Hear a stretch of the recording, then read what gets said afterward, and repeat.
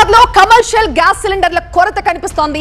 అయితే ఆందోళన అవసరం లేదు అంటున్నారు గ్యాస్ డిస్ట్రిబ్యూటర్లు. డొమెస్టిక్ సిలిండర్ల కొరత లేకుండా చూస్తామని డిస్ట్రిబ్యూటర్లు చెప్తున్నారు. అసత్య ప్రచారాలతో గ్యాస్ బుకింగ్స్ కూడా భారీగా పెరిగాయంటున్నారు. ఇబ్బందులు లేకుండా తాము సిలిండర్లు పంపిణీ చేస్తామంటున్నారు డిస్ట్రిబ్యూటర్లు. ఏం లేదండి, గవర్నమెంట్ ఆఫ్ ఇండియా మంచి అన్ని అరేంజ్మెంట్ చేసి పెట్టారు గవర్నమెంట్. ఎందుకంటే మొదలు డొమెస్టిక్ కస్టమర్స్కి ఇబ్బంది లేకుండా ఇవ్వాలని, రెండోది కమర్షియల్ అన్నారు, కమర్షియల్లో కూడా ఇబ్బంది లేకుండా హాస్టల్స్ హాస్పిటల్స్ వీటికి మొదలు ప్రిఫరెన్స్ ఇవ్వమన్నారు, వాటికి కూడా ఇస్తున్నారు.